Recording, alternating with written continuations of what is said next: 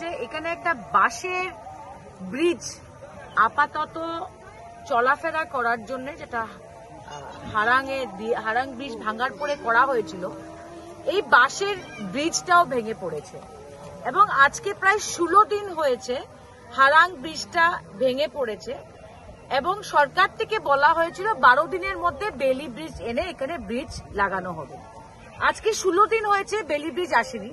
এটার কারণ আমি ভালো করে বুঝতে পারছি, কারণ বরাক ভ্যালিটা চারোদিক থেকে ব্লকড, ট্রেন চলছে না, সব গুয়াহাটি যাওয়ার রাস্তা বন্ধ, মেঘালয় রুট বন্ধ, আমাদের মহাসড়ক বন্ধ, আর এটা বন্ধ।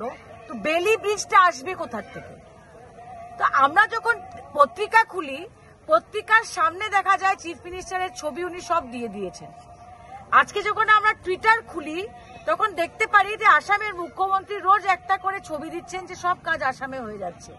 আপনারা বলেন, বরাকে 2 জন মন্ত্রী আছে এবং 2 জন ইনচার্জ মন্ত্রী আছেন, পীযূষ হাজারিকা এবং জয়ন্ত মল্ল বড়ুয়া।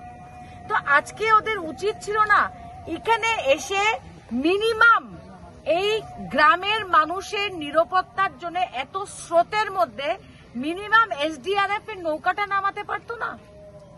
যে গ্রামবাসী আজকে এখান থেকে এখানে যেতে পারছে না, 10 টাকা দিয়ে নৌকা দিয়ে যাচ্ছে এত স্রোতের মধ্যে। আমি এখান থেকে দেখতে পাচ্ছি এসডিআরএফ এর একটা নৌকা আছে, কিন্তু এই নৌকাটা কে? এটা তো জনসাধারণের জন্য চালানো হচ্ছে না, কাদের জন্য এটা রাখা হয়েছে? যে কেউ ডুবে মরে গেলে এসডিআরএফ নামবে? এটা কি ধরনের পদক্ষেপ নিচ্ছে প্রশাসন আমি বুঝতে পারিনি। 1 নম্বর, বরাক ভ্যালি প্রত্যেক বছর বর্ষার সময় আমরা চারোদিক থেকে ব্লক হয়ে যায়। এটা বছরের পরে বছর হচ্ছে, কে মোদী আর কে হেমন্ত বিশ্ব শর্মা। আর 2 নম্বর কথা, যেখানে 2 জন তাবর মন্ত্রীরা এসে বলে গেছিল 12 দিনের মধ্যে বেলি ব্রিজ আসবে, ওই ব্রিজটা কোথায়? আজকে বাঁশের ব্রিজটা ভেঙে গেছে। তো গ্রামের মানুষের নিরাপত্তার জন্য একটা মিনিমাম এসডিআরএফ নৌকা নামাতে পারে না? যেটা আমরা শিলচর টাউনে দেখেছিলাম, যখন ফ্লাড হয়েছিল তখন এসডিআরএফ এর নৌকা দিয়ে মানুষকে বাঁচানো হয়েছিল। আজকে যদি এই নদীর মধ্যে কেউ ডুবে মরে, এটার দায়ী কে থাকবে? মুখ্যমন্ত্রী না প্রশাসন? ডিসি যাদব ছুটিতে আছেন, আমি এডিসির সঙ্গে কথা বলেছি, কালকে আমি দেখা করবো, পারলে আমি আজকেই দেখা করবো।